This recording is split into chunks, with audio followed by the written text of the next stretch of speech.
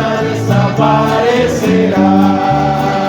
Un día desaparecerá. Un día desaparecerá.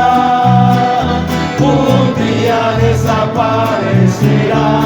Porque el Señor se levantará. Un día desaparecerá. Un día desaparecerá. Un día desaparecerá. Porque el Señor la levantará. La iglesia que alaba y sirve a su Señor, un día desaparecerá. La iglesia que alaba y sirve a su Señor, un día desaparecerá.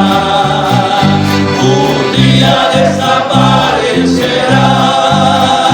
Un día desaparecerá. Un día desaparecerá. Porque el Señor la levantará. Un día desaparecerá. Un día desaparecerá. Un día desaparecerá. Porque el Señor la levantará.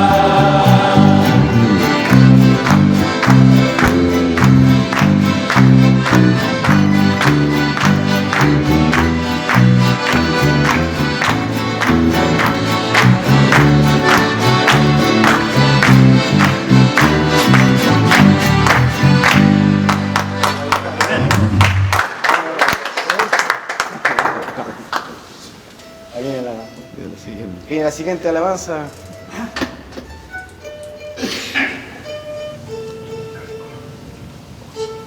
recuerdo que quedaba en aquel momento yo... Bueno, la sabe más. Ahí está. ¿Sí? ¿Ven? ¿Amor? ¿Ah? ¿Es ¿Esa? el amor? No, mira, eso. Sí, por eso digo. ¿La cantó amor? Sí. Ah, ya. Es decir, yo voy a cantar esa alabanza.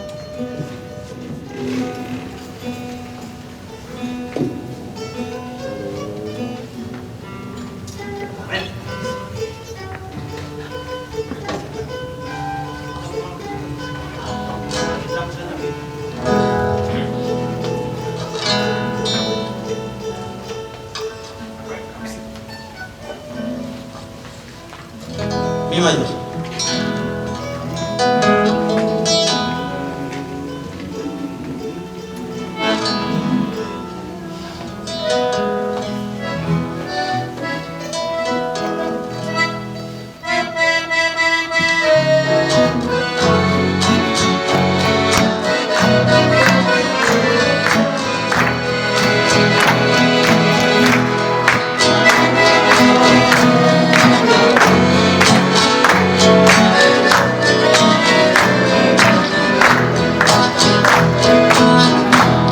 Recuerdos han quedado de momentos ya pasados que no olvidaré.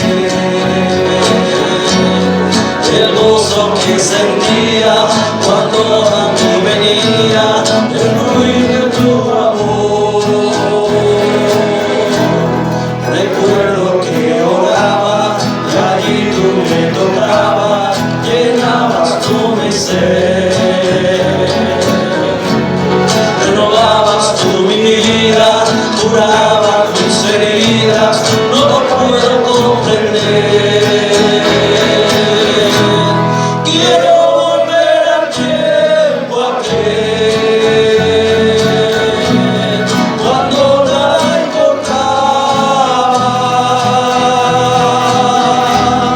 alabarte era mi devoción, tenerte era mi dicha.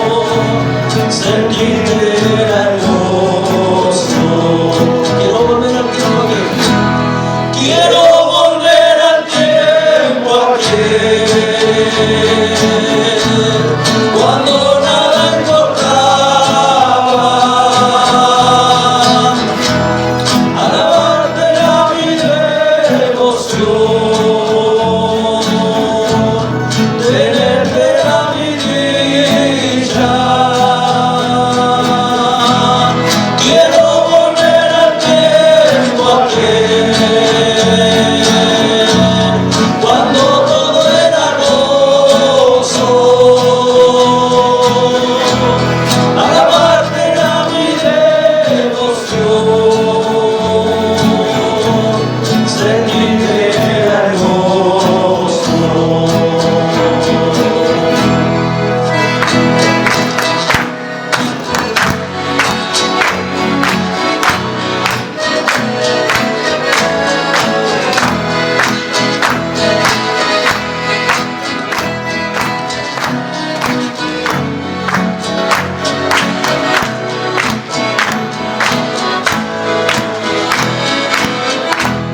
No puedo olvidar cuando me visitabas, llenabas tú mi ser. Lágrimas de gozo brotaban por mis ojos, no lo puedo olvidar. Recuerdo no importaba el tiempo que pasaba, alabándote, Señor. Sentir de alegría de estar día tras día sirviéndote, Señor. Quiero volver al tiempo aquel cuando nada importaba, alabarte a mi devoción.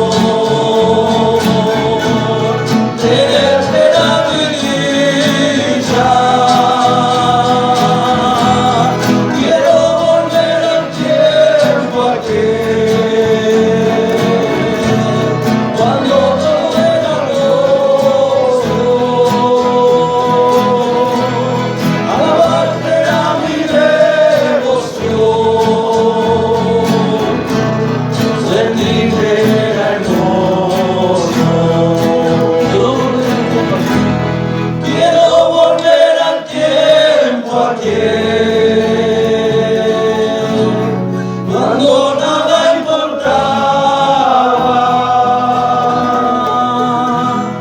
alabarte a mi devoción, tenerte a mi dicha. Quiero volver al tiempo aquel cuando todo era gozo, alabarte a mi devoción, ser libre era hermoso.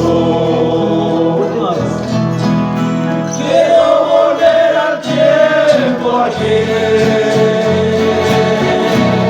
cuando nada importaba, alabarte a mi devoción, tenerte a mi dicha. Quiero volver al tiempo aquel cuando todo era gozo, alabarte a mi devoción,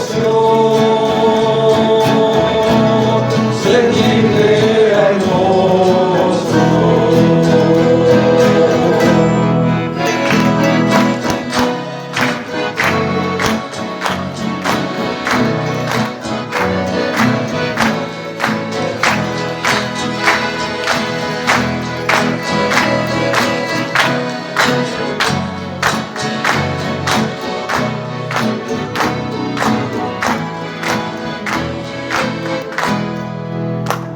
Gloria a Dios, gloria a Dios. Gracias, hermano, por su asiento. Damos gracias al Señor por esta hermosa alabanza que hemos entonado. Quizás muchos volvieron atrás, no sé si volvieron atrás, algunos, pero en mi caso, a través de esta alabanza volvía unos años atrás en mi juventud.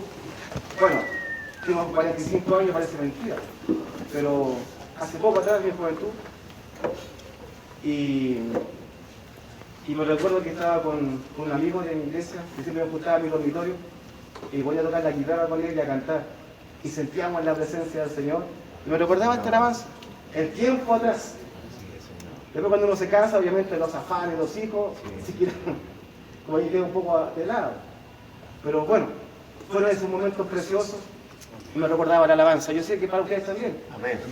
Hubo un momento, un tiempo atrás, donde quizás con algún amigo o alguna amiga alababan al Señor y ese gozo, esa alegría se sentía en el corazón y el Espíritu Santo le visitaba y había algo especial. Amén. Bien. Nosotros vamos a entrar ahora a otro tema. Dijimos la vez pasada que dejamos de lado un poco lo que es la doctrina. Entonces ahora vamos a empezar otro tema que también es suyo e importante, muy importante, que vendría siendo el estudio sistemático de las Escrituras. ¿Ya?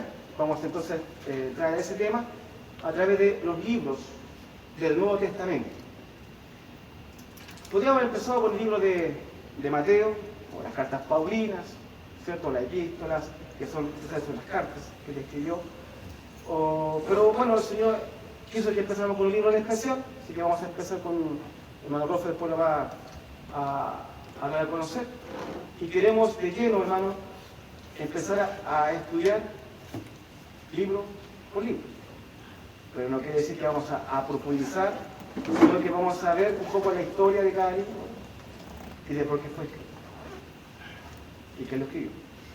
Eso nos va a ayudar también, como les decía el martes pasado, cuando uno predica en el púlpito, ¿cierto? Predica, entonces uno habla en su Biblia en Romanos, habla en su Biblia en tal libro, entonces de repente uno lo abre, pero no tiene idea en qué tiempo fue escrito, por ejemplo, el libro Romanos, por qué fue escrito, qué estaba pasando en esa época, qué situación estaba viviendo la iglesia en esa época. Entonces, yo creo que vamos a redondear en eso.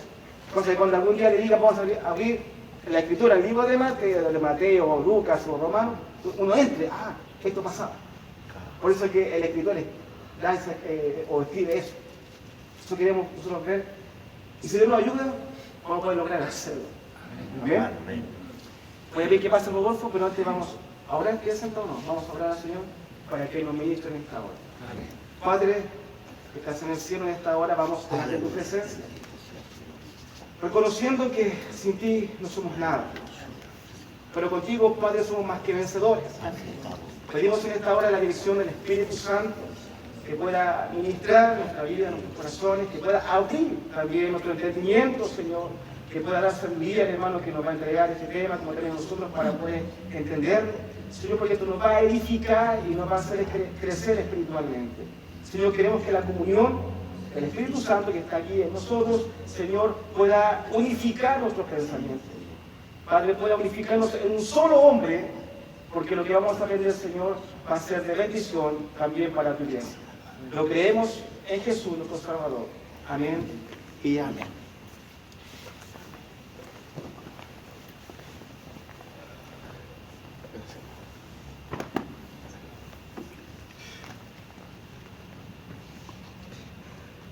Muy buenas tardes, ¿cómo están?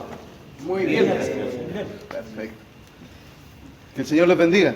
Amén. Ruego de verdad, le pido al Señor que de verdad Dios le esté bendiciendo en este momento. Amén. Amén, Señor. Que lo haya bendecido ayer y que lo bendiga mañana. Porque la palabra dice que nosotros somos benditos con toda bendición espiritual. Sí, Señor. Ruego al Señor que de verdad lo crean. Amén. Yo he sido grandemente bendecido desde el día que mi pastor Mauricio me permitió estar aquí adelante. No lo pedí, de verdad que no lo pedí. Y la verdad es que he sido grandemente bendecido. Me emociona. Y se los digo porque hace mucho tiempo leí el libro que vamos a estudiar hoy día. Y hace mucho tiempo no lo entendí. Era un libro más de la Biblia y amén, hay que leerlo. Démosle para adelante porque hay que leerlo. Al pasar el tiempo, escuché un estudio en una iglesia sobre este libro y me conmovió. Ahora lo volví a retomar para poder estudiarlo. Y la verdad es que me ha tenido en el piso todos estos días. Porque me ha hecho revisarme una y otra vez quién soy yo, dónde estoy parado. Y quiero y ruego en el Señor que pueda transmitir lo que he estado viendo. para que ustedes también puedan compartir eso. Vamos a hacer un cambio. Este cambio en un principio, uno dice, está bien, amén. Nos pidieron un cambio, hicimos un cambio. Yo dije, para algún lado el Señor nos va a llevar. Y cuando Mauricio de repente me dice, ¿sabes qué? Vamos a empezar con este libro. No sé por qué, me mandó un audio. No sé por qué, pero vamos a empezar con este libro. Lo normal es que empecemos con Juan, que normalmente recomiendan que el Nuevo Testamento se empiece a leer por Juan. Es bastante completo, más fácil de leer, y luego se pueden leer el resto de los evangelios. Bastante bien. Pero Mauricio me dijo, vamos a empezar por este libro. Amén, le dije yo. Y vamos a empezar un estudio sistemático, pero no tan profundo como mismo dijo Mauricio, en Alas del Tiempo. Y vamos a empezar con el libro, la epístola a los romanos. Más que un libro, es una carta. La epístola. La epístola a los romanos, por el apóstol Pablo. ¿Por qué les digo que fue conmovedor para mí, profundo? Porque en esta epístola, los estudiosos, los eruditos, los que estudian bastante la Biblia, dicen que está basada en gran parte, o la sustancia completa, del Evangelio. ¿Está en los Evangelios? Sí. En el Evangelio está el testimonio de lo que hizo Jesucristo y sus palabras acá. Así es. Pero cuando nosotros tenemos que tomar un ejemplo de vida, el ejemplo de vida, por ejemplo, de Jesucristo, nosotros vemos que es casi inalcanzable, porque Jesucristo era hijo de Dios y lo sabía. Y yo soy hijo de Dios por adopción. Y me cuesta luchar conmigo mismo. Entonces, ¿qué ejemplo más cercano tenemos? No se puede, porque obviamente es Jesucristo. Pero sí hubo un hombre. Sí hubo un hombre que persiguió la iglesia, que se mofó, que estuvo allí, que incluso le pusieron a sus pies la ropa de uno de los apóstoles cuando lo estaban apedreando. Y ese hombre cambió su corazón completamente, tuvo una metanoia pero completa en su mente. Y cambió de un día para otro. Así es. ¿Por qué? Porque el mismo Jesucristo le salió al camino. Y eso es lo que yo ruego, que sea Jesucristo el que nos salga al camino siempre. Amén. Que nosotros podamos ver e identificar que es Él el que nos está hablando. Amén. Entonces, Pablo escribió distintas epístolas, como seguramente ustedes ya saben, distintas cartas.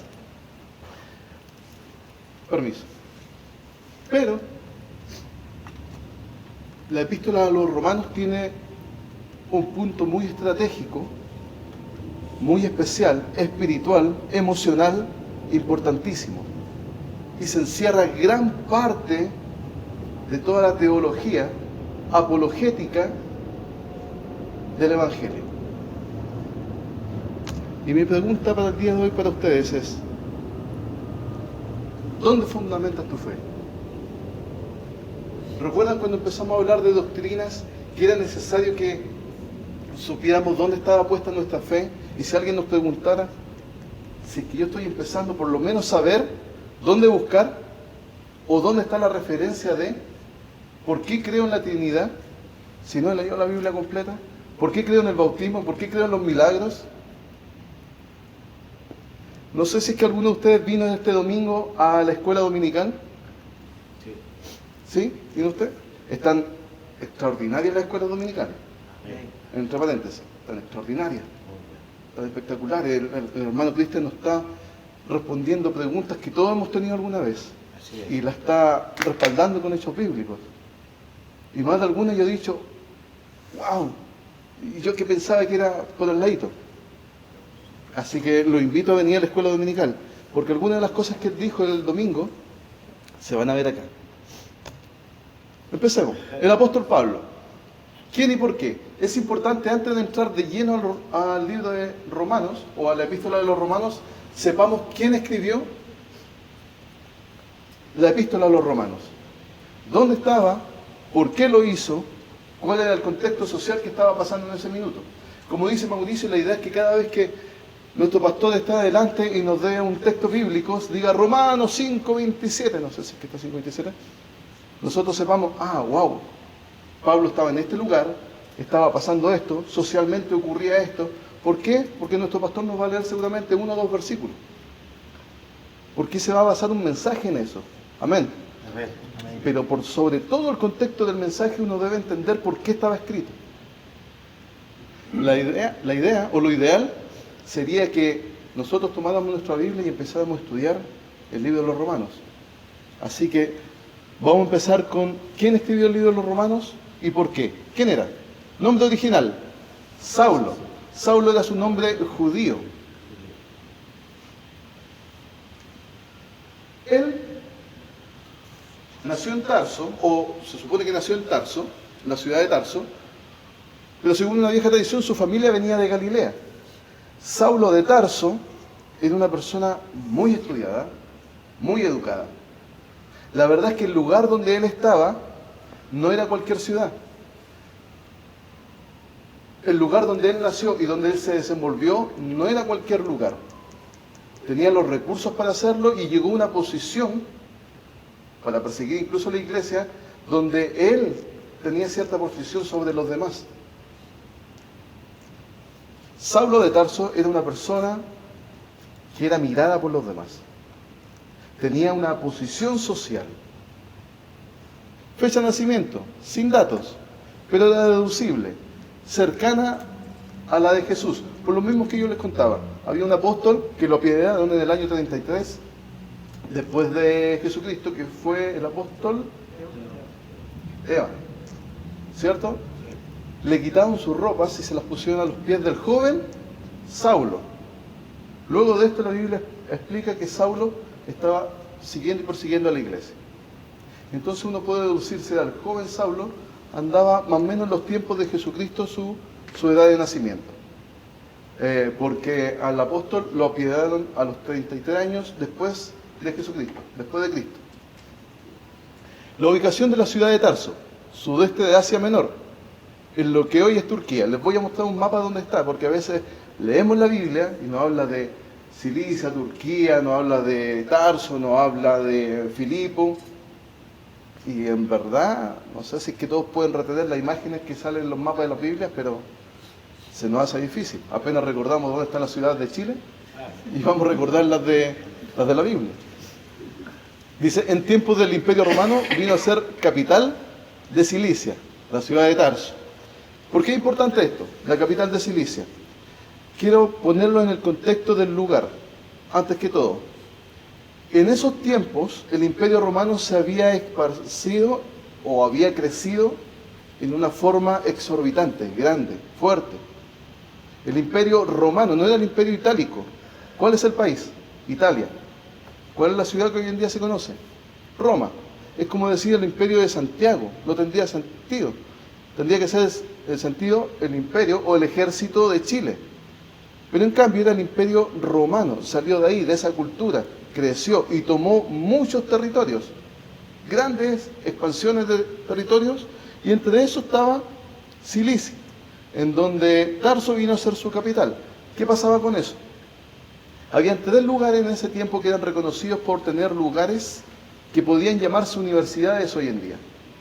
Usted me dirá, pero ¿qué tanto una universidad? En esos años no habían universidades en todas partes. No, eran reconocidas solamente en 3 lugares a esa fecha y en ese momento. Y una de esas era Cilicia. Y esa universidad, por llamarle de esa manera, era especialmente y enfocada en las artes, en todo lo que eran las artes. Lo que hoy en día serían las artes universitarias, eso se hacía en ese tiempo, porque era muy bien visto una persona que supiera de arte. Y la arte no solamente era pintar y hacer esculturas, sino que encerraba un mundo completo de sabiduría con respecto a las artes, las personas, los lugares, la arqueología. Un montón de ciencias caían dentro de las artes. La importancia de la ciudad, nombrada ciudad de muchas culturas porque funcionaba en ella una especie de universidad, al igual que en Atenas y Alejandría. Por lo cual, Pablo en una ocasión dijo, yo de cierto soy hombre judío, de Tarso, ciudadano de una ciudad no insignificante de Cilicia, que está en Hechos 21:39. Si lo destacó y aparece en la Biblia nombrado, es porque tiene una importancia social que debemos entender. La educación del apóstol Pablo, lo que nos interesa ver en este minuto nosotros, porque más o menos él a la edad de 13 años aproximadamente, lo que cuenta la cultura de esos tiempos, de esos lugares, sus papás lo mandaron a estudiar a Jerusalén. Él se fue a estudiar para allá y tuvo a Gamaliel por rabino, que era un profesor. Entonces él estaba dentro de la educación judía, especialmente con este profesor Gamaliel, con este rabino, que no era cualquier cosa. A él lo preparó con las leyes mosaicas, fuertemente, manejaba la escritura, manejaba las leyes, manejaba lo que hoy en día sería un abogado, lo que hoy en día sería un juez. Él manejaba ese tipo de contextos. Él podía, según la ley romana, podía decir, tú Mauricio, para arriba, tú Mauricio, no, para abajo. Tenía ese poder. Claro que no a los 13 años, estamos hablando de la educación que él tuvo, para llegar al puesto donde Saulo llegó.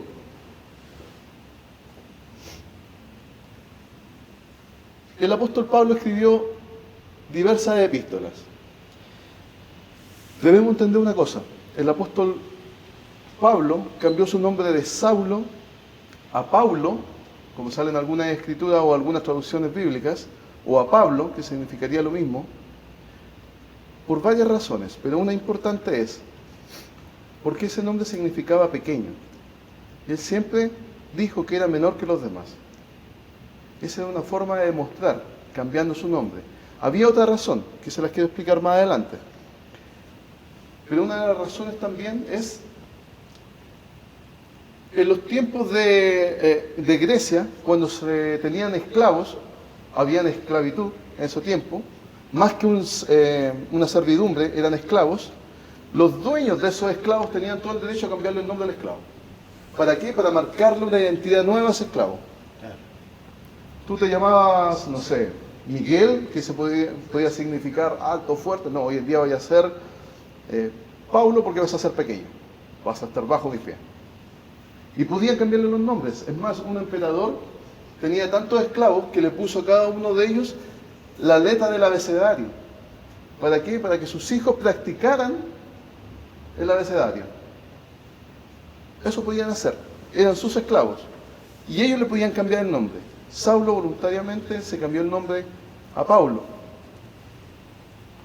¿Por qué? Significaba pequeño. Y viene otra explicación más adelante. Dice, alrededor de los años 50-53 después de Cristo, escritura durante el segundo viaje misionero de Pablo, primera y segunda de Tesalonicenses. Alrededor de los años 54 y 58, escritas durante el tercer viaje misionero, primera y segunda de Corintios, Gálatas a los 55 años, Romanos 57-58, posiblemente escrita al final del tercer viaje misional. Alrededor de los años 59 a 63, escrita durante la primera encarcelación de Pablo en Roma. La epístola de los Efesios, Colosenses, Filemón, Filipenses, Hebreos. Eso es más o menos lo que se calcula por lo que dice la Biblia, por los tiempos donde estaba, el lugar donde estaba. En la Biblia no sale en todas partes exactamente, esta carta la estoy escribiendo en el año 20 y tanto. No. No sale la fecha. No sale la fecha, pero se calcula por los viajes y el lugar donde estaba, lo que se demoraba. Alrededor de los años 64-67 después de Cristo, escritas después de su liberación, de la primera encarcelación y durante la segunda encarcelación de Pablo en Roma. ¿Cuáles son? 1 Timoteo, Tito y después 2 Timoteo. 1 Timoteo, Tito y después se escribió 2 de Timoteo. Estas son las epístolas registradas del apóstol Pablo. Ahora, hay un par de versículos en la Biblia que podrían dejar entrever que posiblemente Pablo no eran las primeras epístolas que él escribía. La de Tesalonicenses o la de Gálatas probablemente hubieran epístolas anteriores a esa. ¿Por qué? Por cómo él firmó algunas de las cartas. Este tema es tan largo que creo que lo vamos a ver en 2 martes. Así que el próximo martes creo que entremos un poquito más en ello. No sé si es que les quedó más o menos claro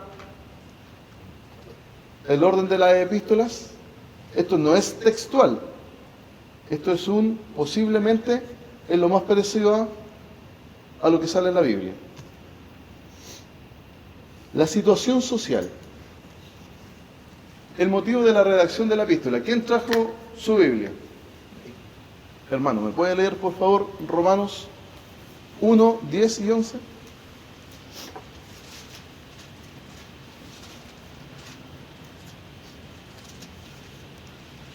Amén. Rogando que de alguna manera tenga al fin, por la voluntad de Dios, un próspero viaje para ir a vosotros. 11. Porque deseo veros para comunicaros algún don espiritual, a fin de que seáis confirmados.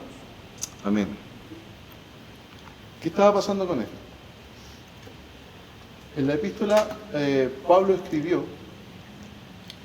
usted hermano, ¿podría buscarme mientras tanto el 15:24?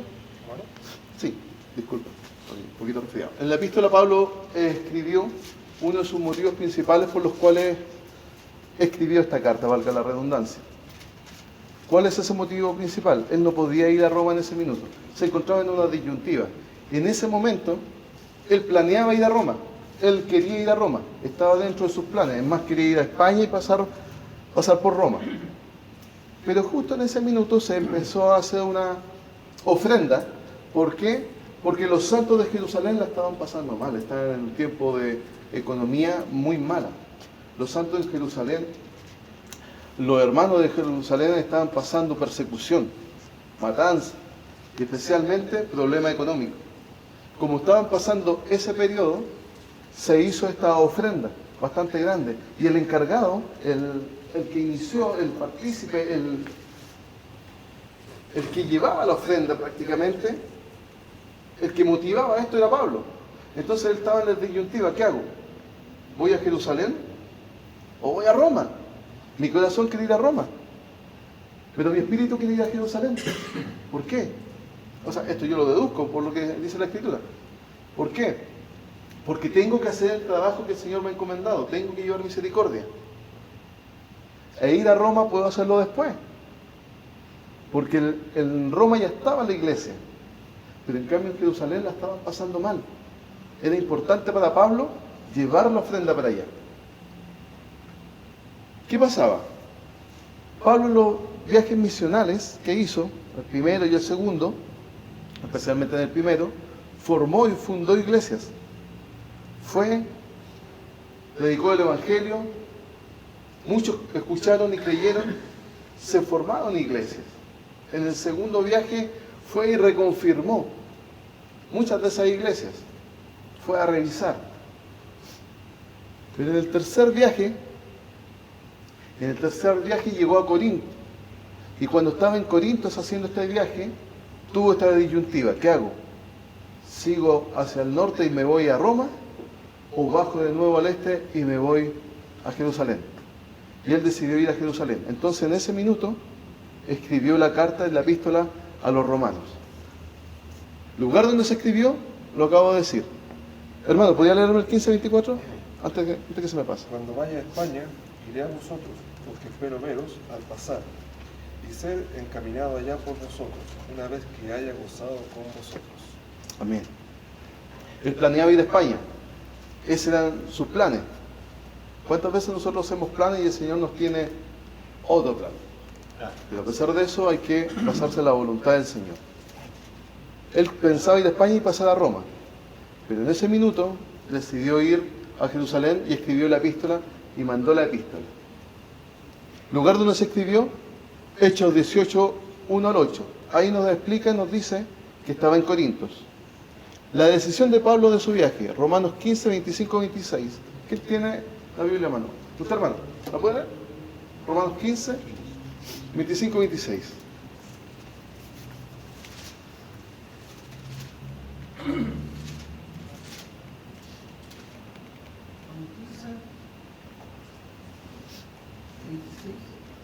Romanos 15, 25 y 26.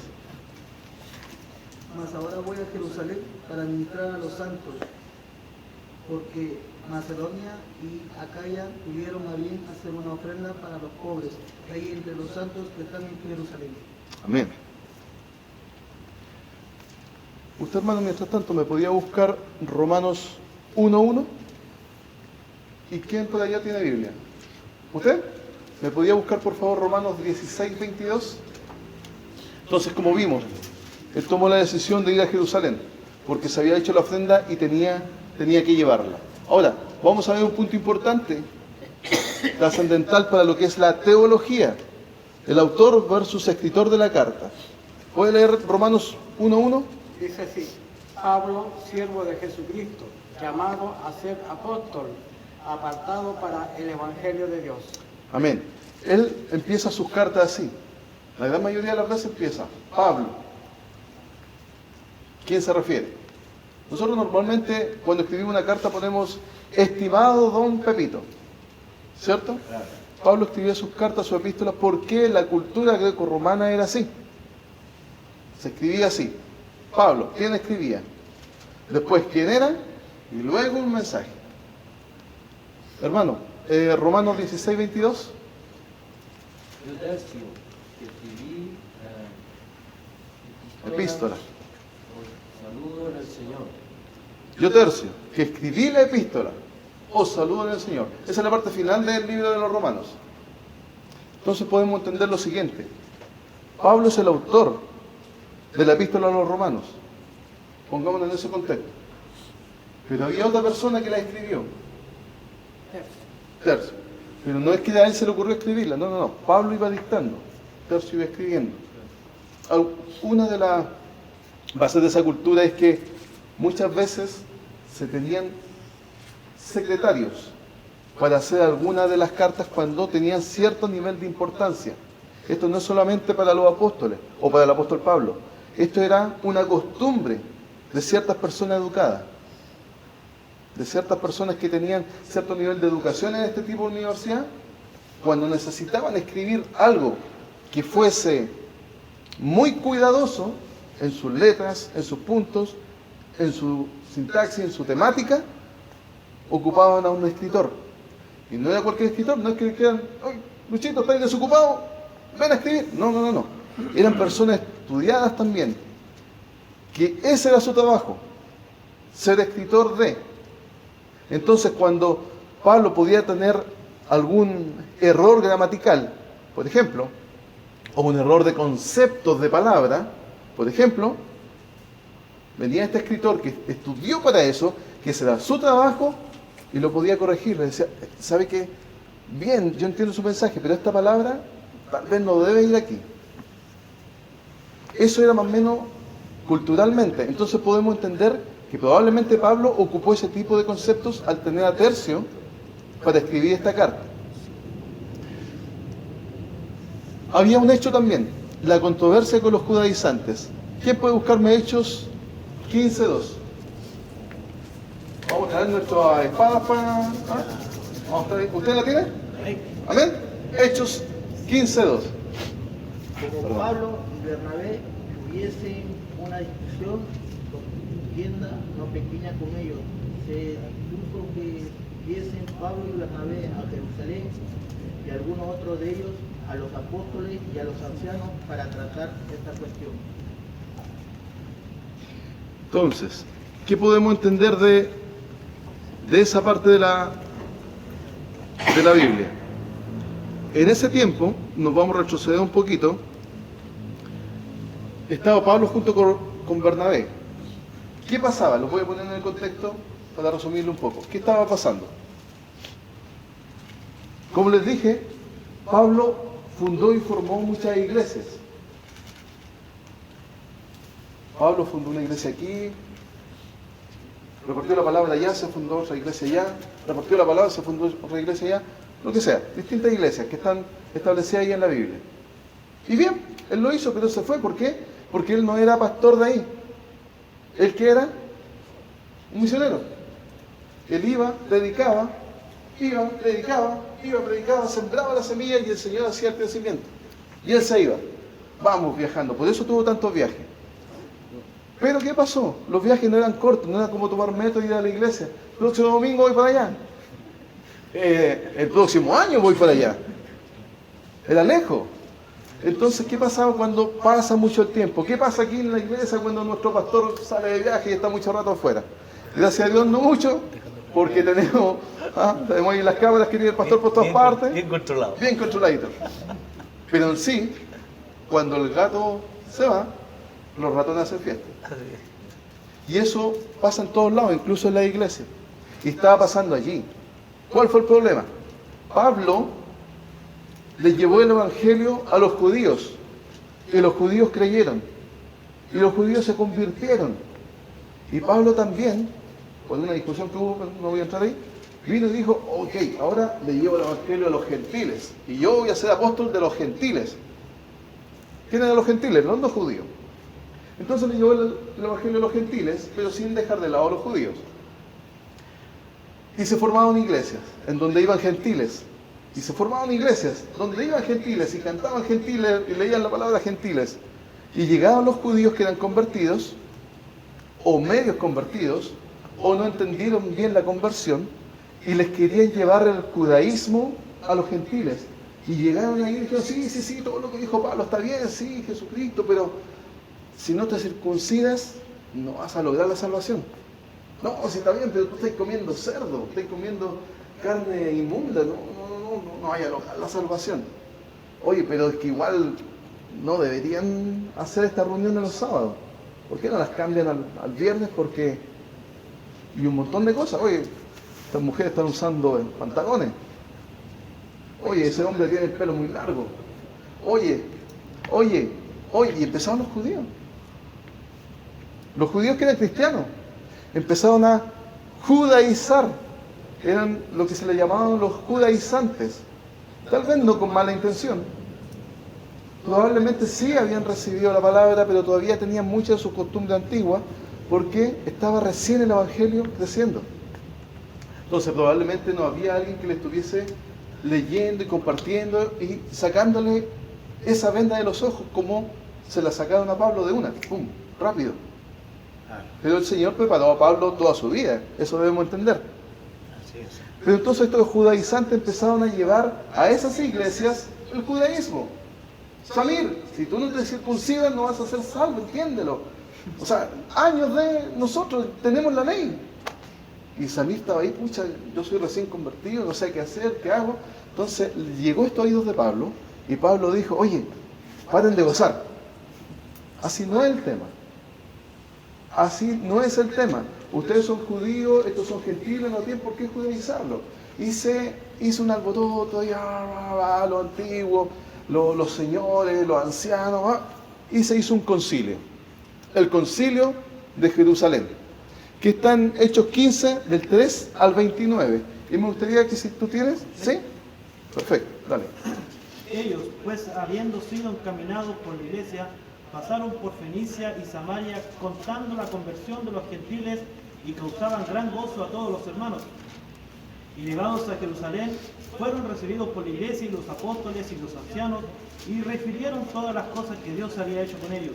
Pero algunos de la secta de los fariseos que habían creído, se levantaron diciendo, es necesario circuncidarlos y mandarles que guarden la ley de Moisés. Y se reunieron los apóstoles y los ancianos para conocer este asunto. Y después de mucha discusión, Pedro se levantó y les dijo, varones hermanos, vosotros sabéis, como ya hace algún tiempo, que Dios escogió que los gentiles oyesen por mi boca la palabra del evangelio y creyesen. Y Dios, que conoce los corazones, les dio testimonio, dándoles el Espíritu Santo lo mismo que a nosotros. Y ninguna diferencia hizo entre nosotros y ellos, purificando por la fe sus corazones. Ahora pues, ¿por qué tentáis a Dios poniendo sobre la cerviz de los discípulos un yugo que ni nuestros padres ni nosotros hemos podido llevar? Antes, creemos que por la gracia del Señor Jesús seremos salvos de igual modo que ellos. Entonces, toda la multitud cayó y oyeron a Bernabé y a Pablo que contaban cuán grandes señales y maravillas había hecho Dios por medio de ellos entre los gentiles. Y cuando ellos callaron, Jacobo respondió diciendo, varones hermanos, oídme. Simón ha contado cómo Dios visitó por primera vez a los gentiles para tomar de ellos pueblo para su nombre. Y con esto concuerdan las palabras de los profetas como está escrito, que dice: después de esto devolveré y reedificaré el tabernáculo de David, que está caído, y repararé su ruina y lo volveré a levantar, para que el resto de los hombres busque al Señor y todos los gentiles sobre los cuales es invocado mi nombre. Para ahí un poquito. ¿Cómo vamos con la escritura hasta aquí? ¿Entendemos lo que está pasando? Sí. Y mi pastor dice, sí, pues sí. ¿Cómo lo va a entender? Estaba esta trifulca, estaban todos teniendo sus posiciones, que tal vez por una parte era entendible porque ellos llevaban toda una vida con una tradición y se les trajo el Evangelio, y el Evangelio lo hacía libre solamente por fe, ya no por obras, ya no por actos, ya no por sacrificar animales. Entonces se hizo este concilio. ¿Puedes ir al 29 del mismo 15? Al 29. Dice así: que os abstengáis de los sacrificados a ídolos, de sangre, de ahogado y de fornicación, de las cuales cosas sí os guardaréis bien, haréis pasarlo bien. En este concilio se llegó a un acuerdo entre los ancianos, Pablo, Bernabé y todo ello. Se llegó a un acuerdo. Y el resumen de ese acuerdo es lo que dice el 29. Que os abstengáis de lo sacrificado a ídolos. Todavía se sacrificaban cosas, animales, riquezas, personas a ídolos. De sangre. Les dijo que era mejor que se abstuvieran, pero no les dijo, no tomen sangre, no coman, absténganse. Es casi un mandato, pero es un mandato de advertencia. De ahogado y de fornicación. ¿Qué es de ahogado? Son los animales que, por ejemplo, en el campo a las gallinas no le cortan el cogote, sino que se los tiran. Claro, pero ¿cuál es ¿por qué está el concepto de ahogado? Porque él mismo explicó el tema de la gallina. La gallina le podían cortar la cabeza, listo, pum. Pero si la ahorco, la ahogo, ahí la palabra me está pidiendo que por favor evite ese tipo de comida. Si es que algún animal grande también lo ahogaban, como con una cuerda, también absténganse de esa práctica, absténganse de ahogarlo, absténganse de matarlo de esa manera. ¿Hay alguien que sepa el por qué? ¿Y no te gustaría saberlo? ¿Sí te gustaría saberlo? ¿Pastor? ¿Me gustaría o no me gustaría saber? No, si es que sabe el por qué. De no comer animal ahogado. No. ¿Mauri?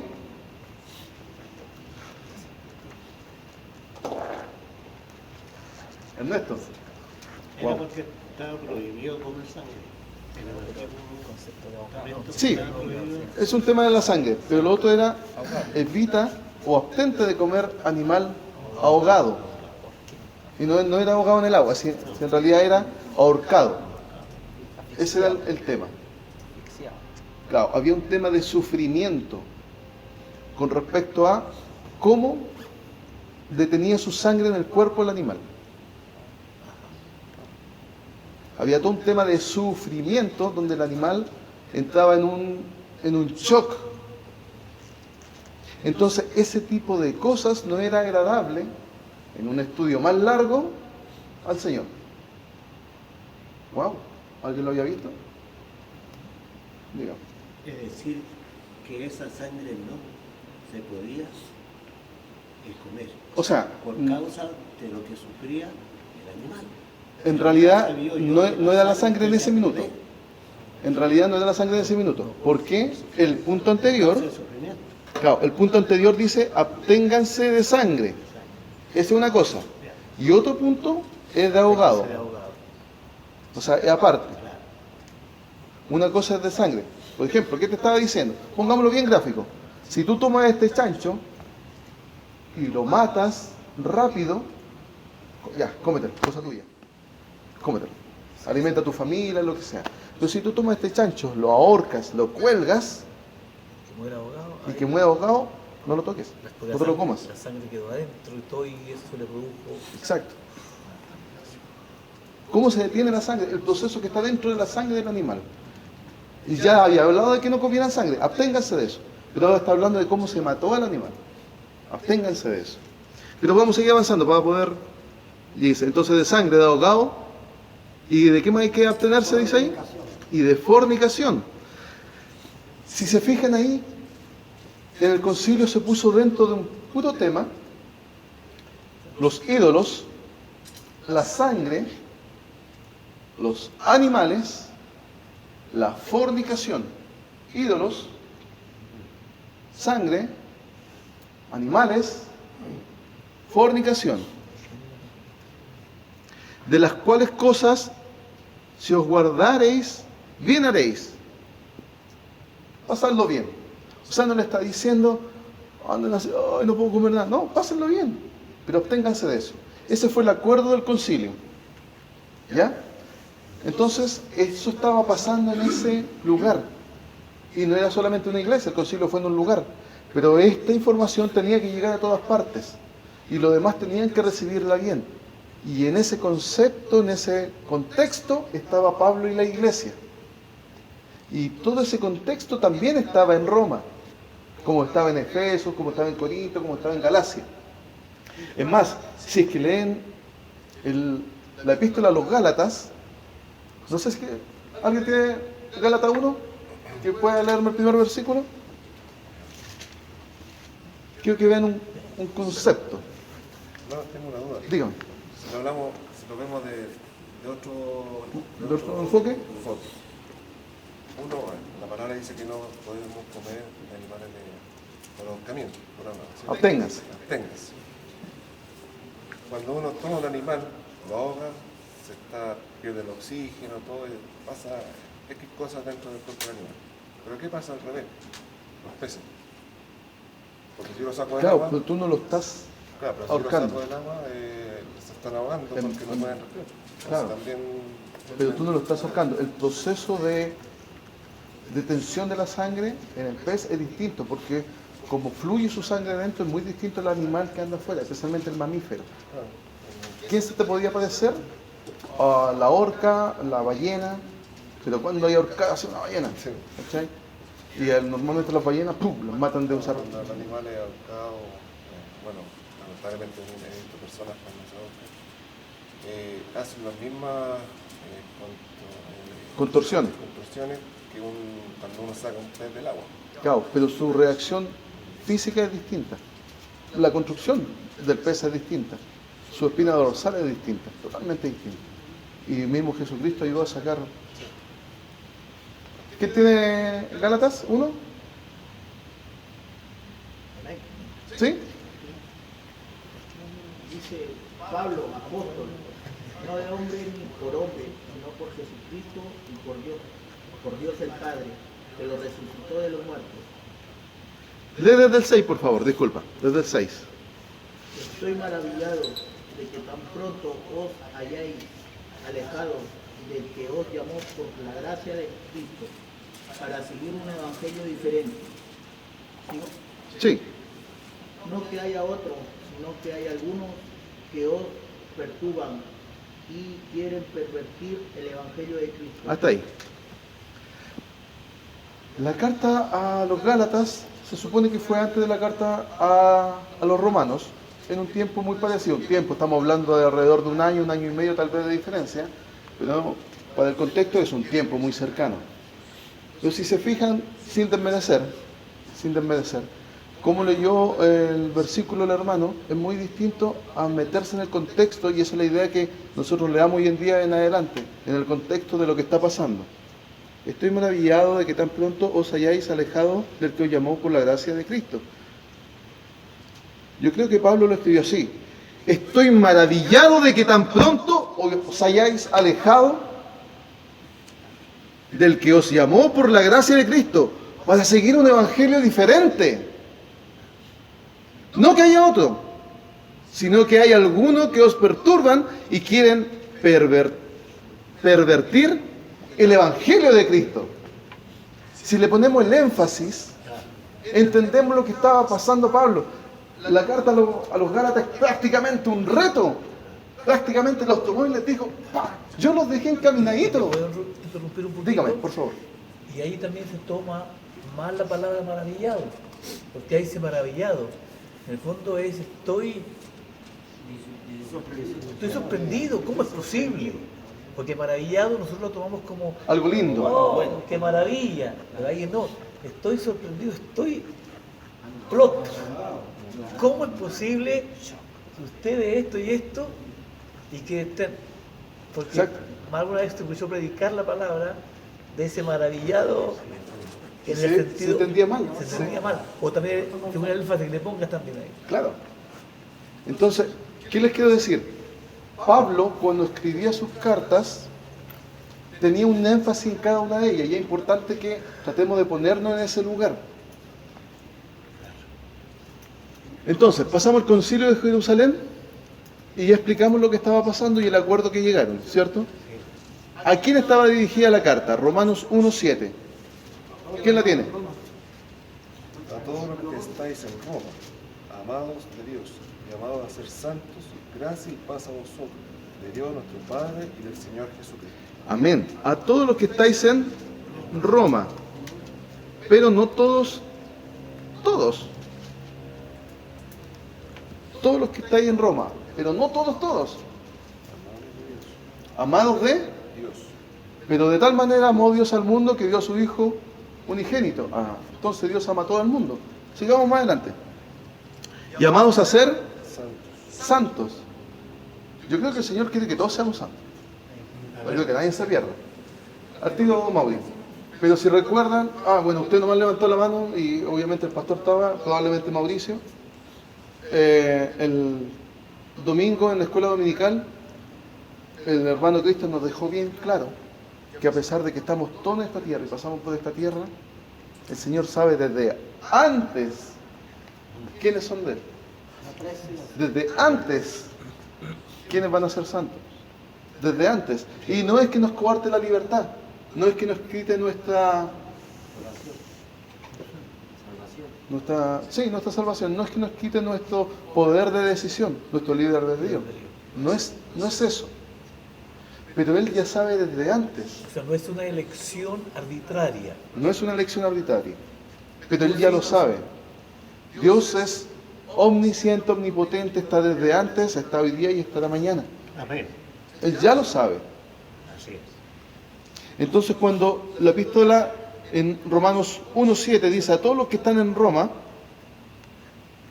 probablemente en el transcurso del tiempo el Señor puso en el corazón de Pablo que sí o sí tenía que llegar la palabra a todos los que estaban en Roma.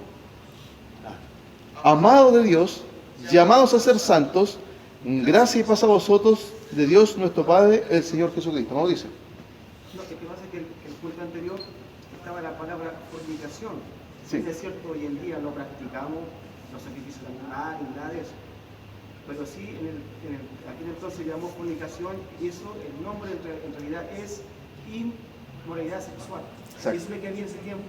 Y hoy en día también podemos reflejar eso, que en las iglesias o dentro de nuestro ámbito hay esa inmoralidad, por lo cual tenemos que aprendernos de eso. Exacto. No es necesariamente el acto sexual en sí, La inmoralidad. pero ya el hecho de que deseemos a alguien, ya estamos cayendo dentro de la fornicación. Recuerden lo que dijo Jesucristo. La ley dice, no codiciarás, pero yo digo que si tú miras y en tu corazón codicias, ya estás adulterando. Entonces la gracia es mucho más restrictiva. No es más simple.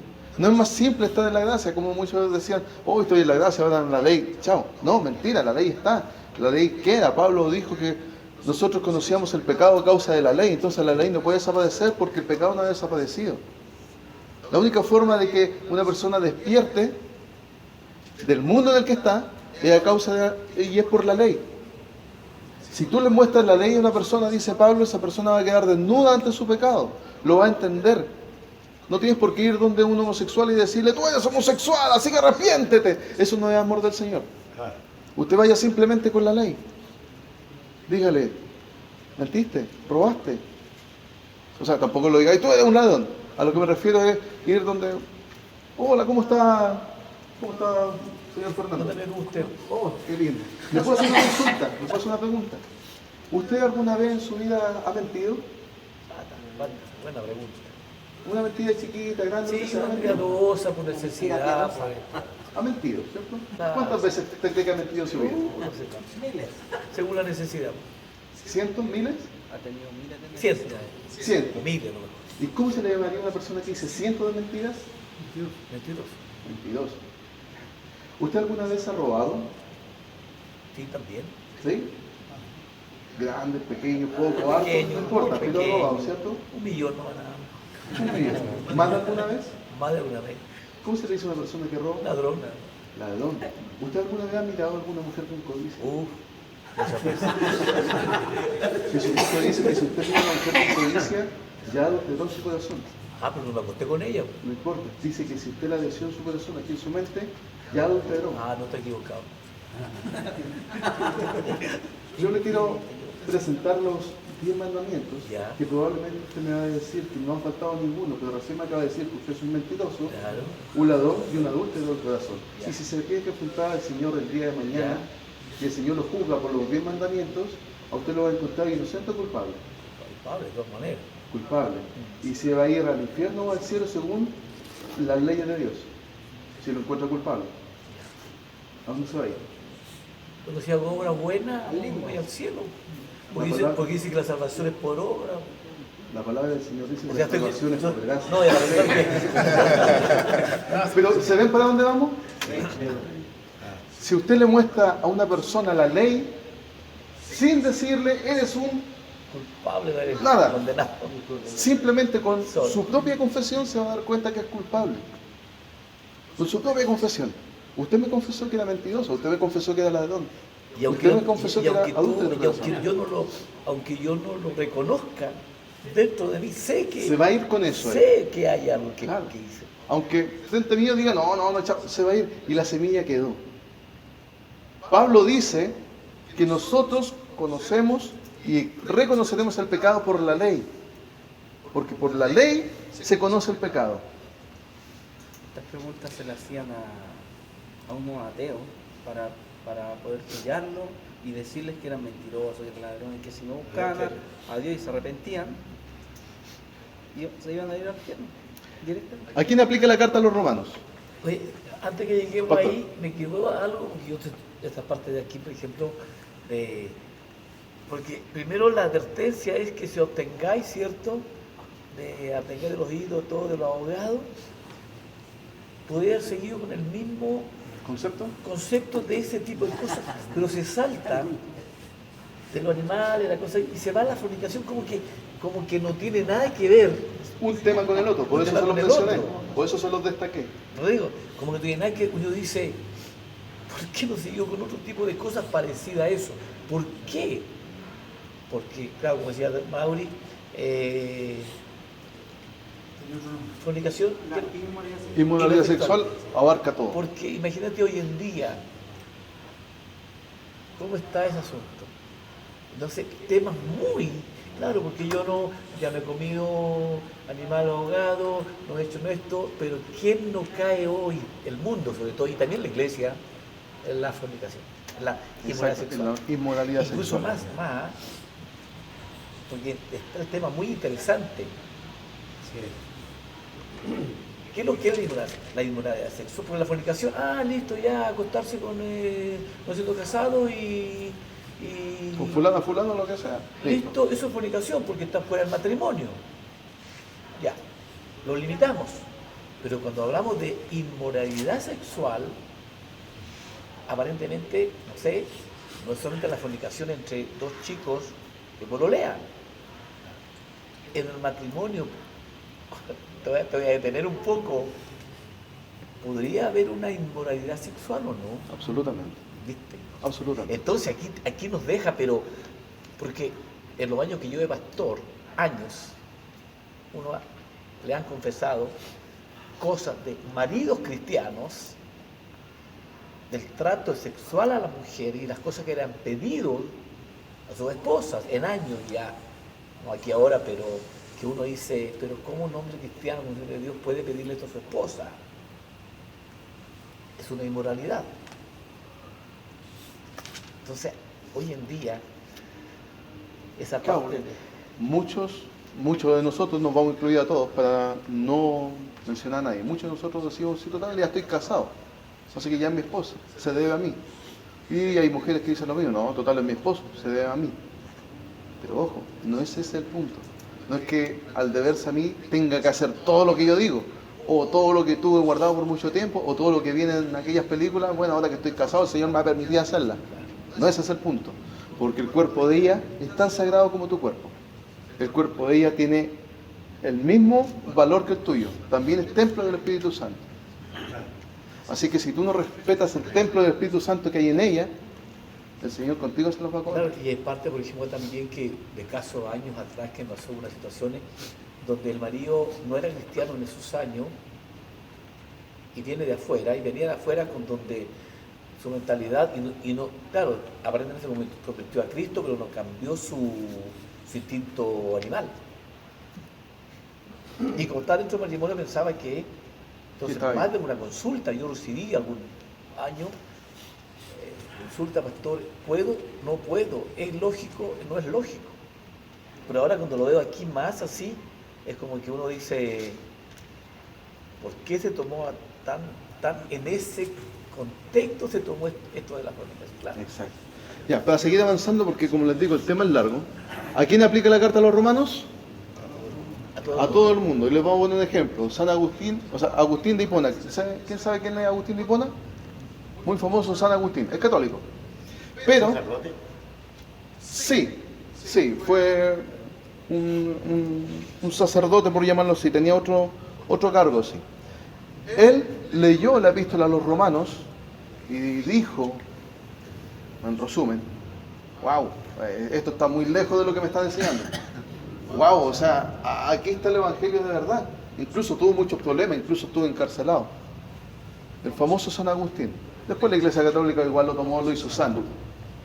Pero fue uno de los precursores del movimiento de pensadores fuera de todo lo que era la regla católica. Luego tenemos a Martín Lutero. Yo creo que casi todos saben quién es Martín Lutero. Un monje, pero más allá que eso. Juan Wesley. ¿Quién sabe quién es Juan Wesley? Un predicador, un evangelista. ¿Cierto? Pero Juan Wesley tiene otra importancia más. Es uno de los precursores del movimiento metodista. Y él leyó la carta de Martín Lutero, el estudio de los romanos. Y él dijo, mi camino está totalmente equivocado, voy para otro lado. La salvación está en Jesucristo. Y Juan Wesley dirigió su vida a predicar basado en Romanos. ¿Y cuál es la base de Romanos? Mostrarle a las personas el pecado. Le mostraba el pecado, no se los enroscaba, se los mostraba por la ley y luego les decía, pero tranquilo, hay salvación. ¿Qué pasa si a usted llega una persona, a usted, y le dice, ¿sabe qué? Tome, aquí tengo la inyección que usted necesitaba. Póngame el brazo porque yo le voy a poner la inyección para que usted se salve. Porque usted necesita esta inyección. Usted la necesita. Oiga, que mi brazo. No, pero es que yo tengo que ponerle la inyección. Si yo estoy mandando, todo este grupo viene a ponerle esta inyección. Por favor, permítame. ¿Qué le va a decir usted? No. ¿Y usted soy? ¿Qué me vaya a tocar a mí? ¿Por qué me vaya a poner una inyección que yo no te he pedido? ¿Qué vacuna? ¿De qué me estáis hablando? Pero en cambio, si usted va donde esa persona dice, sabe que hay una epidemia súper grande, está matando muchas personas están muriendo por esta epidemia, puede buscarla, está la información ahí, hay un libro que habla de esta epidemia, viene ahora para acá, viene acá, ¿qué hago? Viene una epidemia, y se va a morir usted y toda su familia, pero entonces ¿qué hago? Pero yo le traigo una solución, tengo esta vacuna, ¿qué va a hacer usted? No, se la pido, de todas maneras. Ni siquiera la recibe, se la pide. Es más, le quita la caja donde está y sale corriendo a ponerle la vacuna a su familia. Eso es un método.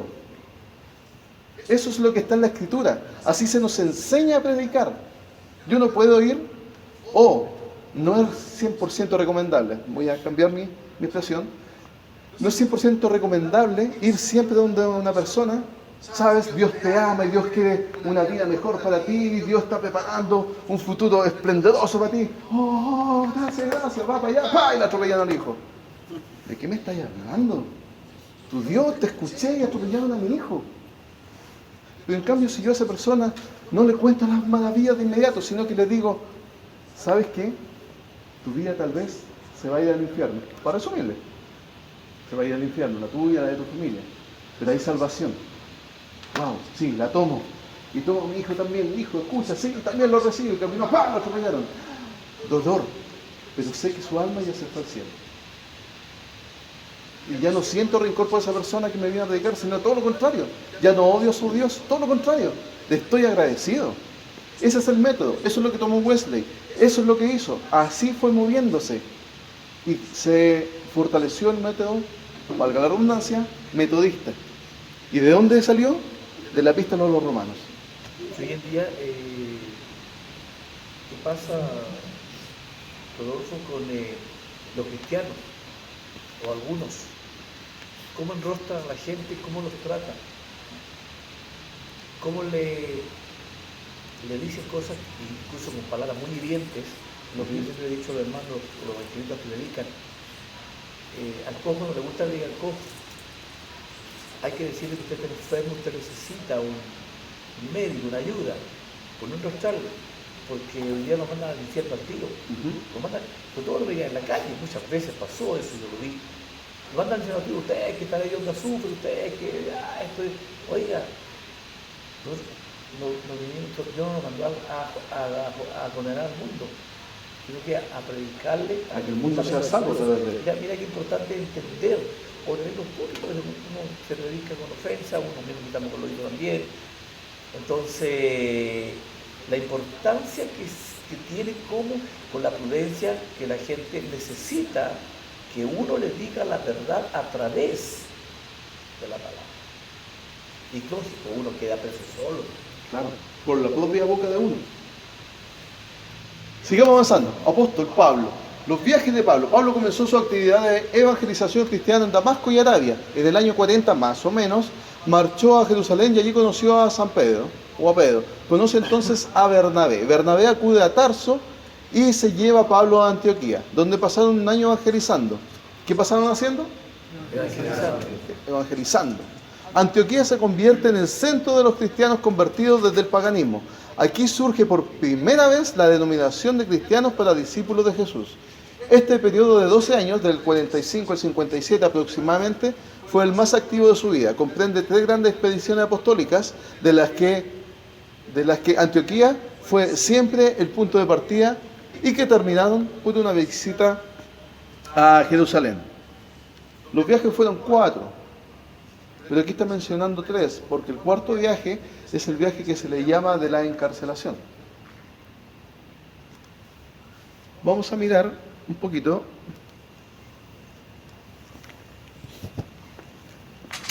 Este es uno de los mapas que aparece con respecto a los viajes de Pablo. 1, 2, 3, tercer viaje y viaje a Roma. Pablo por mucho tiempo tuvo el deseo de ir a Roma. Gracias. Permiso. Pablo por mucho tiempo tuvo el deseo de ir a Roma. Y es más, lo deja escrito en la epístola, dice, pero he sido entorpecido. O sea, quiere decir que ha tenido mucho trabajo, mucho atavío, muchas cosas y no ha podido ir a Roma. Pero estaba en su deseo. Si ya dice he sido entorpecido, no es que, mira, termino esto y voy. Es porque en realidad tenía el deseo de ir a Roma. ¿Por qué? En sus 2 primeros viajes especialmente, y la mitad del tercero, especialmente en sus 2 primeros viajes, Pablo fue y fundó iglesias. Predicó y iglesias se levantaron por la gracia del Señor y del Espíritu Santo. Iglesias se levantaron y pasó todo esto que conversamos recién delante. Pero la iglesia ya estaban allí. Pero en cambio la iglesia de Roma, Pablo no la fundó. El evangelio llegó hasta allá.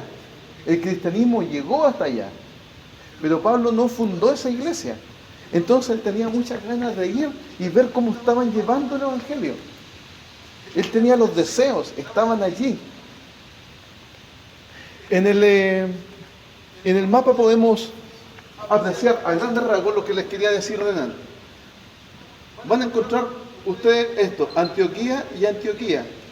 Aparecen dos Antioquías, ¿ya? Pero cada vez que habla del inicio de los viajes de Pablo, ¿de hermano?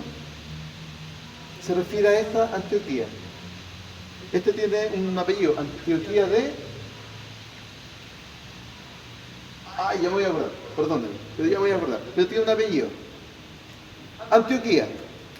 Pablo partía de aquí a Tarso, que era su ciudad natal, normalmente, luego a aquella Antioquía que les digo yo, para subir por Asia Menor hasta Troas, el puerto, subir a Filipos.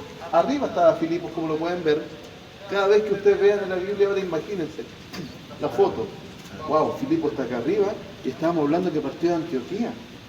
O sea, cada vez que digan partió de Antioquía y llega a Filipos, no se imaginen que fueron 2 horas el metro.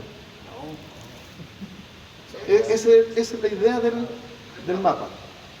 Porque aquí se ve una línea bonita, pero en realidad estamos hablando del desierto, estamos hablando de andar en camello, estamos hablando de caballo, mucho más.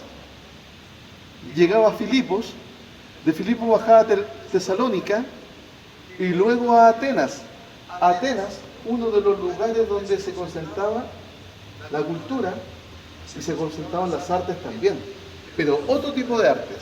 Estas artes de acá estaban muy influidas por todo lo que era Grecia y Greta, por este punto de acá.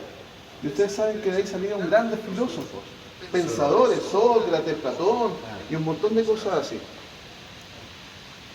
Al ladito, entre comillas, Corinto.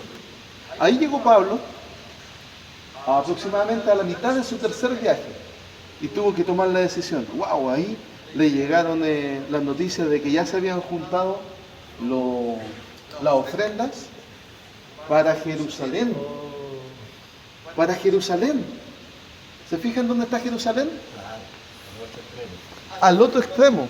Y si se fijan, él estaba prácticamente en la mitad y Roma estaba ahí arriba. Más cerca. Entonces Pablo estuvo en una encrucijada en su corazón y en su espíritu, creo yo. ¿Por qué? Por cómo escribió la epístola. Señor, ¿qué hago? Yo quiero ir para allá. Señor, me quiero comprar ese auto. Señor, quiero poder ir.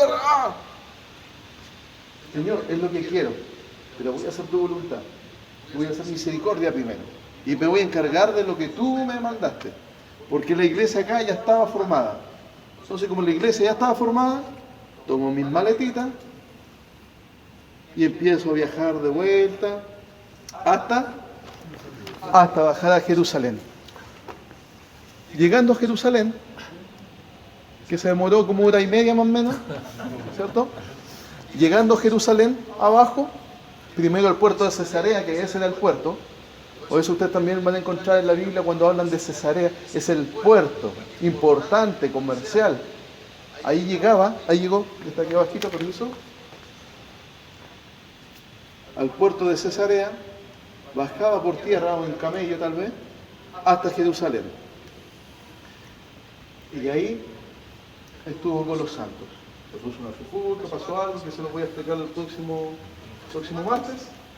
Y fue una de las primeras detenciones que tuvo Pablo.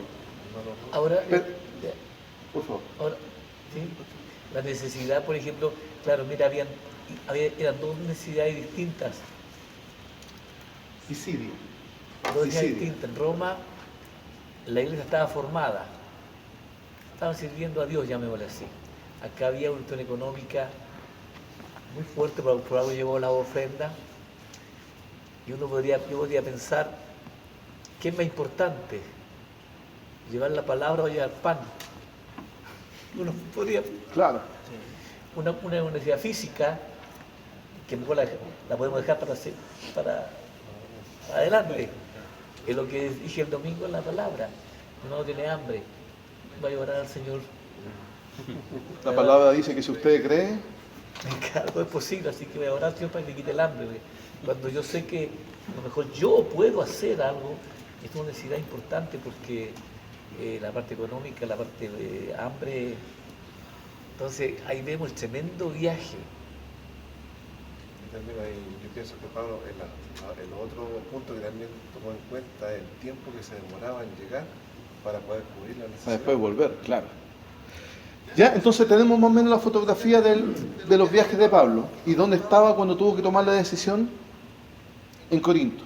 Entonces fue en ese lugar que él escribió la carta, la epístola a los romanos. Y estaba pasando todo este contexto social que recién conversamos. Ahora, ustedes ya vieron ese mapa o ese lugar. Es importante que vean este. Este es el Imperio Romano en los tiempos de Jesucristo. Todo lo que está en verde. Si se fijan, no es menor, es grande. ¿Por qué le hablo del Imperio Romano? Porque yo creo que más de alguno de ustedes ha escuchado de la cultura greco-romana. El imperio era romano, pero la cultura era greco-romana. Antes del Imperio Romano estuvo Alejandría. Y también puso su cultura. Pero ¿qué hacían los romanos? Los romanos no eran tontos. ¿Por qué crecieron tanto los romanos siendo que era una ciudad tan pequeña?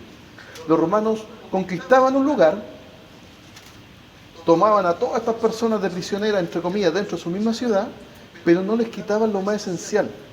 Les podían quitar la economía, les podían quitar sus gobernadores, les podían quitar aquí, allá.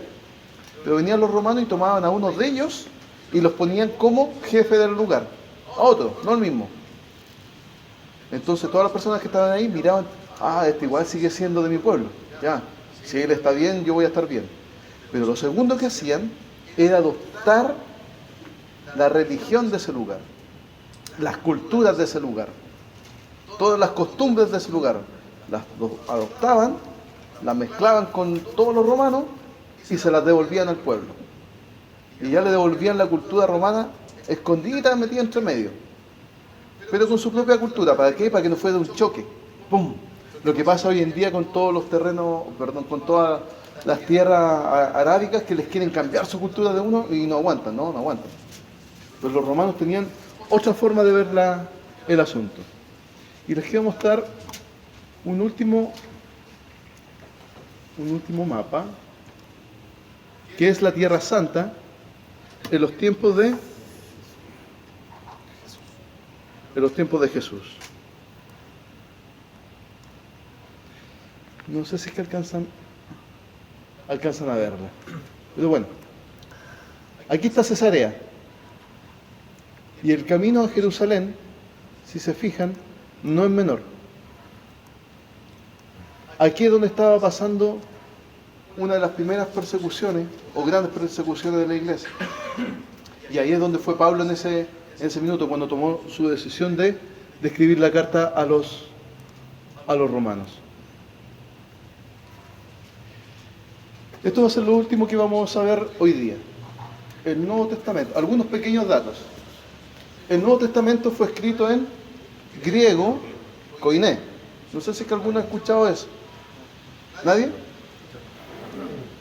Muchos pensarían, e incluso muchos pensaban, muchos estudios hacían diciendo que el Nuevo Testamento se escribió en arameo porque era la lengua especialmente de Jesucristo. Pero no era netamente así o necesariamente así.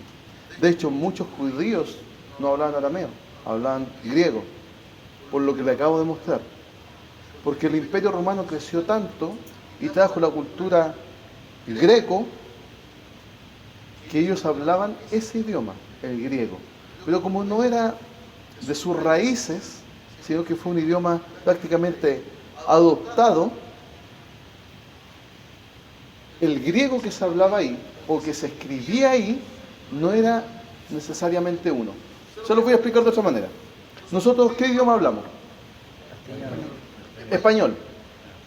Nosotros hablamos español. Y estamos basados en la lengua castellana.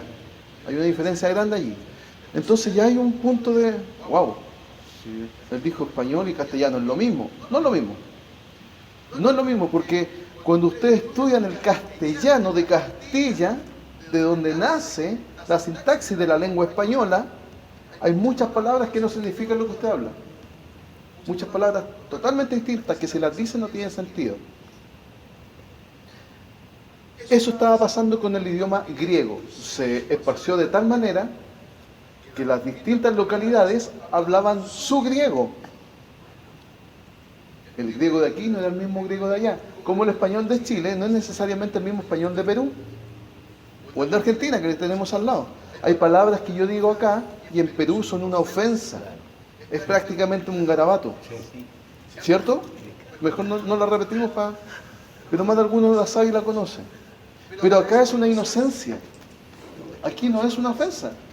Aquí yo digo palabras y tuve que quitarlas de mi vocabulario cuando llegaron mis colegas mexicanos. Porque ellos se reían y me decían, bueno, ¿tú no sos cristiano? Sí. Bueno, esa palabra es un garabato. Sinceramente yo no lo sabía. Porque acá no es garabato. Lo usamos para otro tipo de cosas. Que hoy en día ya no se usa tanto. Pero cuando yo era chico se usaba. No se los voy a decir para qué. Para que no lo tengan en su cabeza. ¿Ya? Pero... ¿ah? No lo digan. No. Pero se usaban. Eran ciertos elementos de... ciertos elementos. Y uno las decía, las personas las decía tranquilamente. Cuando yo era chico no se conocía. Pero hoy en día ya sé que en otro país es un garabato. Y lo usan para reírse, mofarse o lo que sea. O incluso ofender. Entonces yo la quité mi vocabulario. Porque ahora ya sé.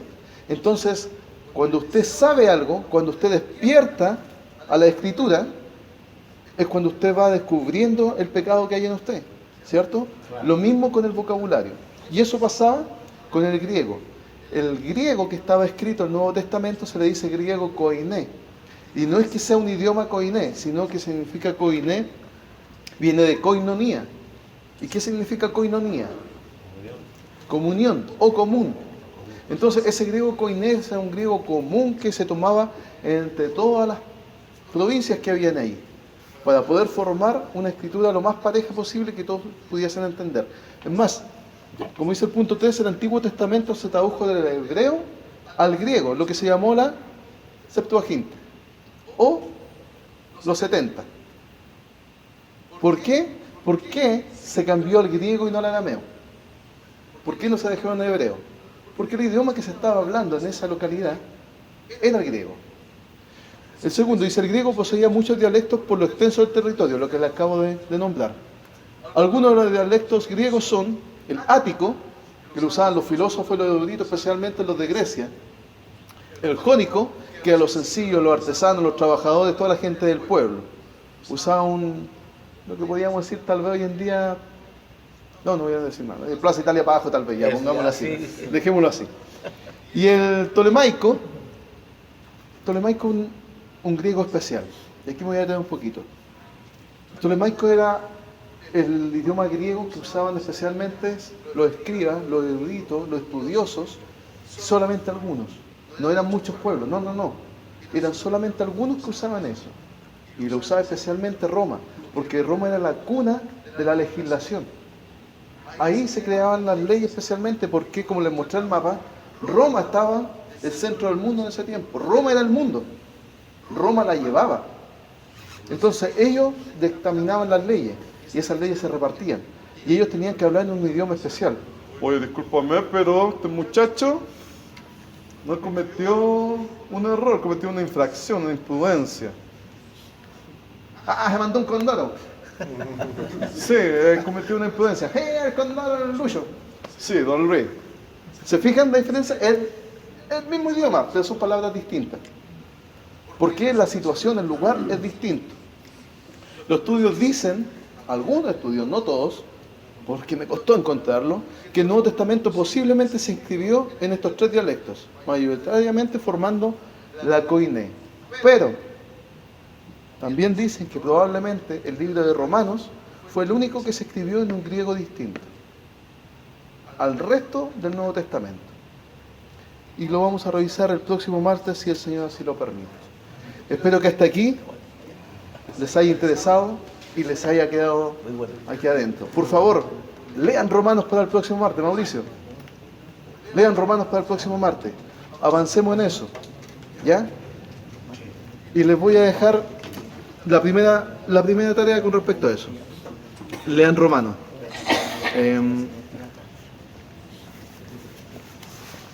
quiero que por favor, Samir, ya que estás aquí, antes que te vayas, me leas el versículo 1 de Romanos 1. Presten atención, por favor. Así vamos a tratar de leer Romanos. El primer versículo. Pablo, siervo de Jesucristo, llamado a ser apóstol, apartado para el Evangelio de Dios. Amén. Amén. Lo primero, cuando estamos hablando de un estudio sistemático de la Escritura, no es leerla a la rápida, sino que palabra por palabra, ojalá, no tenemos el tiempo. Pablo, me presento. Yo soy. Nadie más habla por mí. Yo soy. Ah, pero Jesucristo habla por... Sí. Pero yo soy, doy la cara, soy cristiano, estoy aquí. Yo hablo. Pablo, primero, su presentación. Siervo de Jesucristo. ¿Por qué dice siervo de Jesucristo? ¿Qué significa siervo? Servidor, ¿cierto? Pero en la escritura original, esa palabra no es siervo. En el griego que está escrito, eso es esclavo. Pero si fuese tolomaico, probablemente tendría otro sentido. No necesariamente esclavo. ¿Por qué? Porque si ustedes buscan Juan 15:15, ¿qué dice Juan 15:15?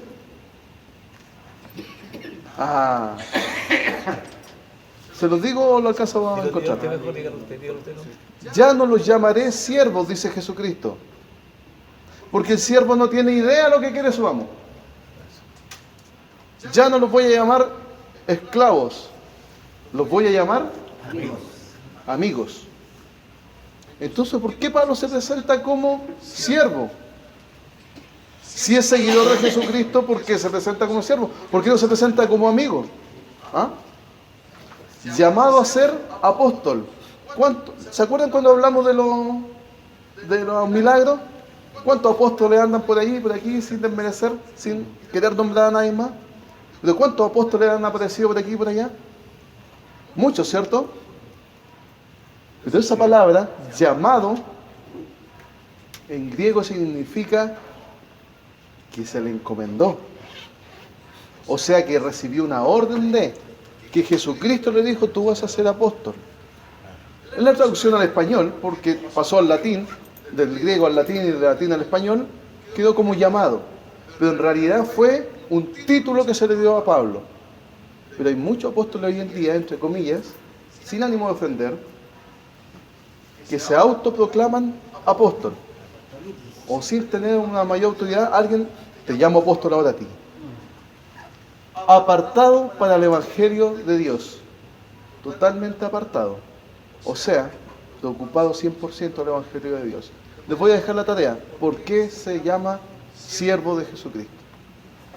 Mauricio, espero que le haya gustado esta. Pero antes de terminar quiero agregar algo. Sí, pues. Ya. Y no quiero dejarlo pasar. Lo que pasa es que él mostraba justamente los mapas, ¿cierto?, de los viajes del apóstol Pablo. ¿Y por qué no quiero dejarlo pasar?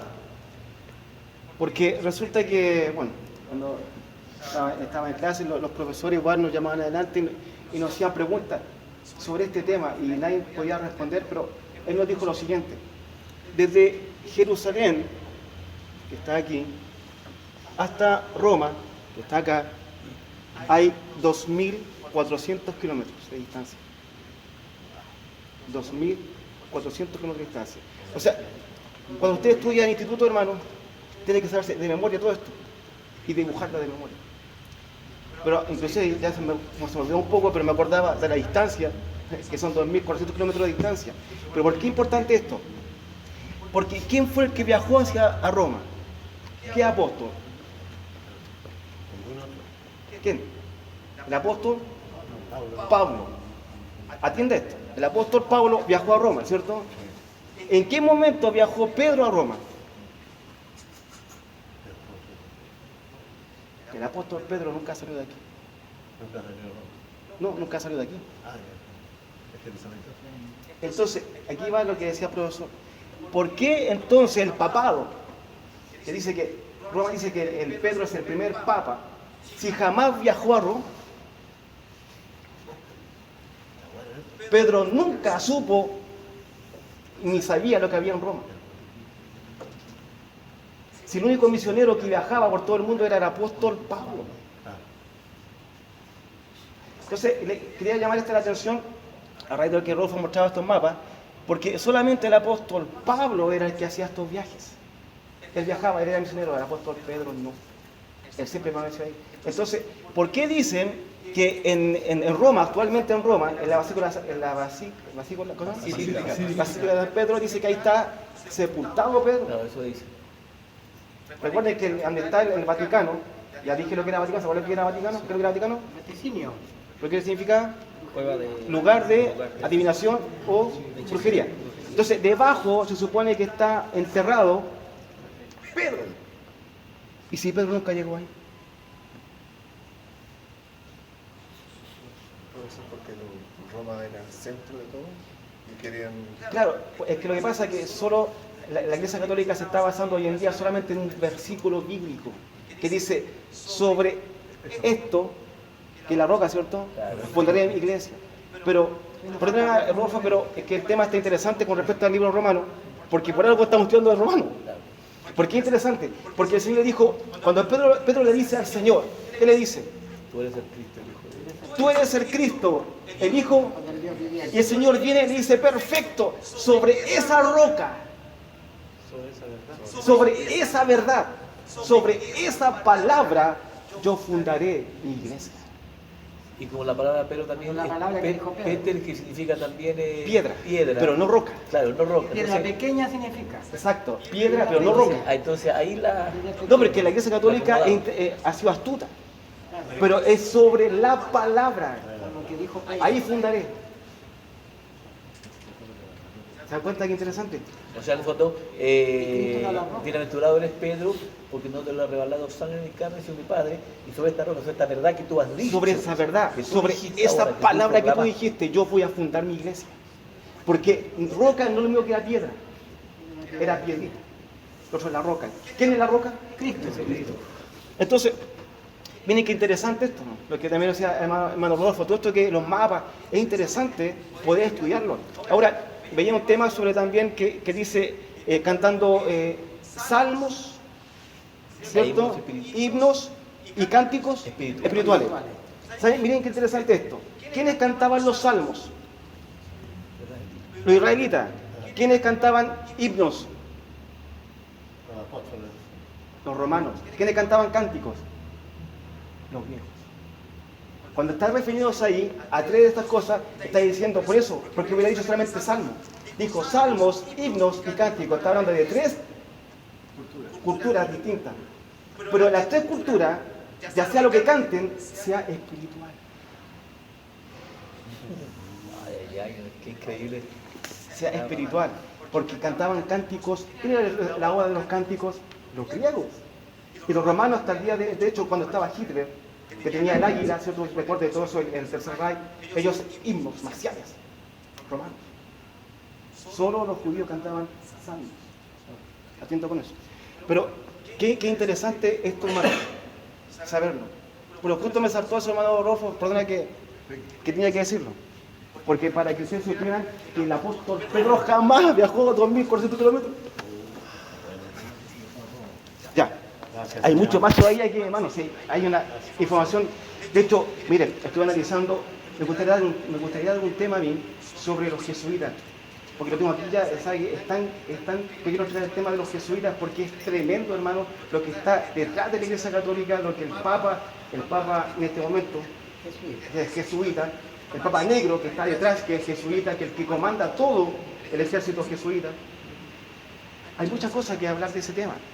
Cómo se infiltran en las iglesias, cómo se infiltran en el gobierno, en la ONU, están infiltrados en todos lados. Y está manejando sus hilos en todo el mundo. Hay veces que la iglesia duerme, la iglesia, es cierto que la iglesia tiene que adorar, tiene que entrar en éxtasis y todo lo que sea, pero hay veces que desconocemos tantas cosas y que están pasando en el mundo entero, hermano, y está llegando aquí y no vamos a dar cuenta cuando estemos aquí con la sola del cuello. Por eso es que está interesante esto. Porque el libro de Romanos, que explicaba mi hermano Rodolfo, estamos entrando recién a conocer el libro de Romanos, imagínense. ¿Cuánto más nos queda por conocer? ¿Y cuántos hermanos se han perdido esto?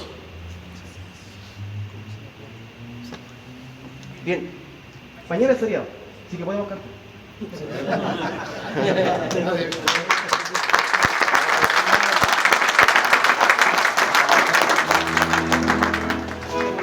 Bellas palabras de vida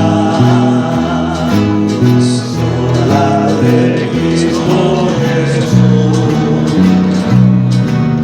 Ellas alientan mi alma, fortaleza y luz.